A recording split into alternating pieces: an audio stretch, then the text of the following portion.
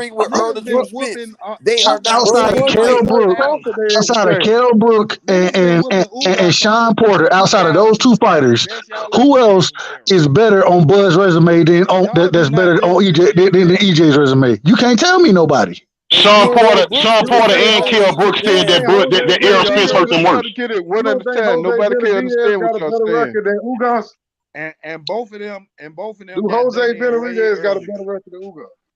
Both of them got knocked out. Man, bro, listen. Yeah, but both of them said that EJ hitting harder and they was hurt more against EJ. They both took got you knocked 12 out. rounds They to both beat got Jose Benavidez, dog. Well, shit, Bud Chinny, so y'all should kill. He ain't got no fucking chin. Y'all should kill. Okay, you talking about Jose Benavidez? This man got shot Look, You Errol bragging Spence about fans, beating a one leg You act Spence like dude, Earl fans ain't been swear rocked. he Earl but done you been never rocked. bragging got hurt. about beating a man with one So leg, ain't dog. never Say It got took he dropped never 12 though. got rounds hurt. to beat Jose So ain't never Benavidez. got dropped though. It took you Peg leg 12 rounds to beat Benavidez. Jose Benavidez. Peg leg Benavidez. That He was peg leg motherfucker was boxing the shit out of Crawford. It took dragging him his leg 12 around rounds to trying to stop Bud fight. got dropped by Benavidez. He got knocked. Gamboa. He got He got knocked out dropped by too. Mean Machine, and Porter rocked He his got ass. knocked out too. It What took you you 12 rounds to beat a motherfucker that couldn't even move from side to side. Mikey That and motherfucker couldn't Danny even was he couldn't scared. even chase you down, Mikey dog. and Look, Danny was scared to death, and they it went took 12 fucking rounds. look, bro. What are you You know it what I'm took talking saying? Tank about? 12 And y'all rounds Look, to say it's beat because he's Gamboa, and he nice. worked his look. legs in the fight. Bud didn't fight none of the That top makes dudes sense. that Bud didn't Because fight he's none a of the nice dudes. guy. They lasted Hold on, 12 Vic. rounds. Hold on, Vic. Bud didn't fight none of the top dudes at welterweight. That's the problem, bro. We He wouldn't Oh, fought even be so arguing. he He He fought went didn't. straight for the Errol. bombs. He got the He welterweight, and him and he Bomac didn't. went straight for the Hold on, bombs. hold on, Period. hold so on. Let you me tore finish him my. up at Let the me finish my last one. shit. What I are you just asked talking y'all a about? while ago. Does it matter when you fight a fighter? You fight them at their best, right? Or you run the risk Yeah. of not getting credit for that fighter, right? So I what Yeah. I'm never do saying, that. bro, is that's why everybody seen So, the lay of the but land. hold. Hold on, let me finish. Okay, my Everybody seen the lay of the land in 2018. They knew we was gonna be in this shit where we at right now with uh-huh. Bud. That's why everybody was screaming at Bud to don't make that fucking move to go back over the top rank because we needed to see him at his prime to fuck these dudes up. Now, here we are. He chose to save money. Now here we are, him fighting the leftovers of dudes who was champions at the time. Well, he could have took the other half of the division, and this is how it's usually done. You have a two bad motherfuckers cleaning up the division, right? And that's what Bud was. He was a bad dude, but he ducked out, dog, and he went back over. No, don't shake your head. It's Okay, what happened. let me ask It's one what. thing else. Let me It's not ask one true. thing. So It's not look, true. was Bud the king of his division before he came to welterweight? He sure was. He Okay, what? Bud already accomplished what Earl is trying to accomplish now. Nobody gives a That's shit why he about that. hold on, Why? but I'm just Hey, saying Candy that's why Slim, he's pound Bud for didn't pound stop poster now. either though. That's why he's Candy Slim, already over him Bud Nobody, pound didn't for stop pound. nobody care poster. about Poster your went He's 12 rounds reputation. lapping, with he's Bud. lapping If Earl you Spence. look, hold on. If He's you've trying to never been lap in him. a fucking 50-50 fight, nobody gives a shit. If you've never been in with a motherfucker that could whip your ass, fuck all that. Well, You know what I'm Earl saying? ain't been in You no need to 50-50 be fight. listen, Camp.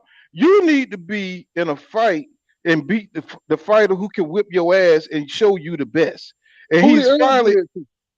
Kell Brook. bro, fuck Yeah, oh, what Aaron do. We talking about Crawford right okay. now. Oh, we're talking about This is Carl. we love Crawford. Okay. But he haven't fought in a fight. See, if you beat up, I don't give a fuck if he went through 500 divisions and was I, undisputed. The motherfucker never fought in a 50-50 fight. So if you fighting safe fights like Triple G, I don't give a fuck if he had 35 defenses. You know what I'm saying? If you fought Steve Rose, them type of fighters, nobody gives a shit. That's what I'm trying to get through to you guys. Now that he's fighting in a 50-50 fight, now we can see what this dude, what everybody's saying about his skills and everything.